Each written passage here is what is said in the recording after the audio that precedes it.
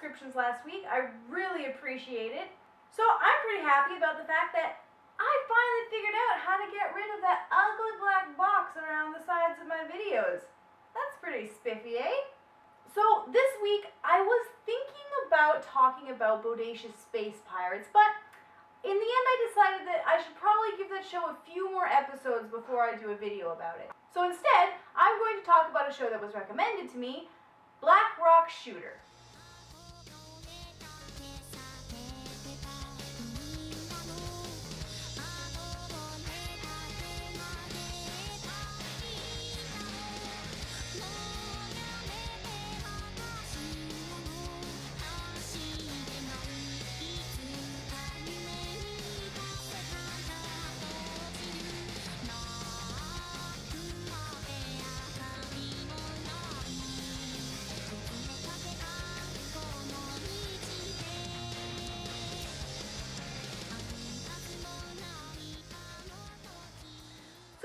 Shooter has an interesting history as a franchise. It was originally just a piece of concept art which inspired a song and music video to be made, which got so popular that they released an OVA in 2010, and there is now a TV series, a manga, and a video game. I remember when the internet was buzzing about the illustration and the music video, and figurines were already coming out, and I really liked the character design, so I was excited to see this made into an anime. But after some time went by, I forgot all about it. I never heard the information about the OVA coming out, and anyways, I was really excited to rediscover this series now. Now I'm going to be talking mostly about the 2012 TV series in this video, but I'll also get into the OVA a little bit towards the end. It's actually a pretty good show with a lot of really interesting elements. Plot-wise, it follows a bunch of high school girls and their struggles with relationships and various life situations. But there is an alternate dimension where a bunch of fighter girls battle it out in this arena-styled surrealism landscape and are symbolically shouldering the weight of these girls' emotional and mental burdens. So that's actually a very interesting concept to play with, and this show for the most part handles it fairly well. It can be a little confusing to follow there, and there's a lot of what seemed like plot holes or just unexplained aspects that keep bugging me. A few characters don't have particularly clear motivations, and some pieces of information seem to be a bit contradictory, though I'm not going to go into too much detail about those details because I don't want to spoil anything for you. Generally speaking, I don't mind a confusing show if it's done well and in a way that suggests that it was intentional and purposeful.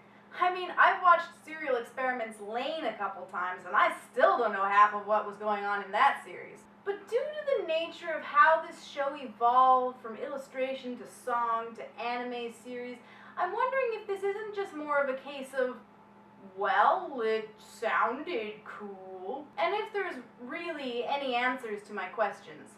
It could be that I'm just looking for more cohesiveness than was ever intended to be there, and the audience was supposed to just roll with it a little bit. Speaking of this show's progression, I'm going to talk a little bit about the theme song for a second. The theme song is the same song that was inspired by the original illustration. It's performed by the incredibly popular and only slightly creepy virtual pop star Hatsune Miku of Vocaloid fame. And it doesn't really seem to fit very well with the tone of the anime. This show explores a lot of themes like obsession, abusive relationships, jealousy, grief, and madness. And the theme song is just kind of bouncy, poppy, happy fun times music. Even if you discount the dark tones of the show, I'm really not sure how you look at this image and think,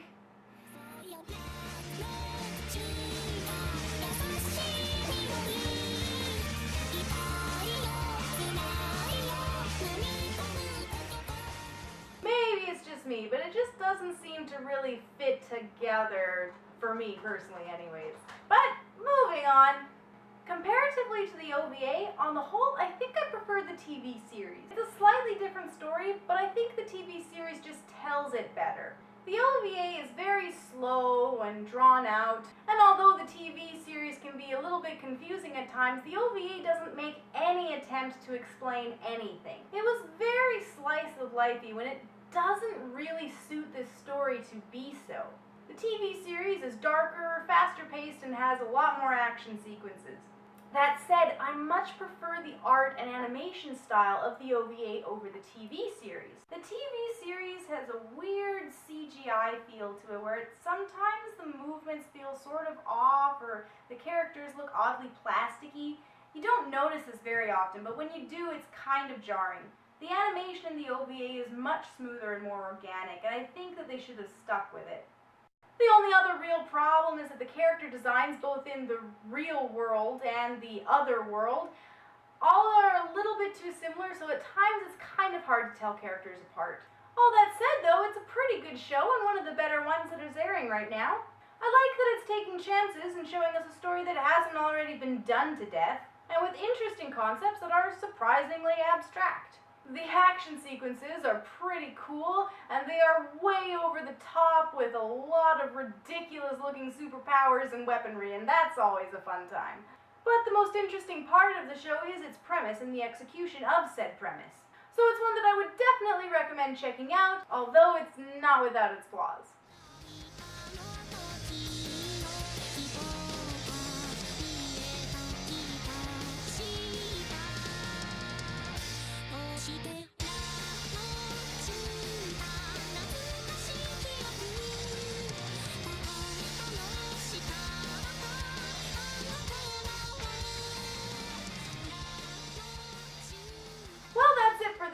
If you enjoyed this video, please do like, comment, subscribe, and share. I would love to hear your suggestions for titles to check out for future videos. Or if there's anything else that you'd like to hear me talk about. I've been thinking of branching out, maybe talking about some comic books or live action media, and I would love to know your thoughts on that. So let me know what you would like to see from me in the future, and I will see you guys next week. Bye!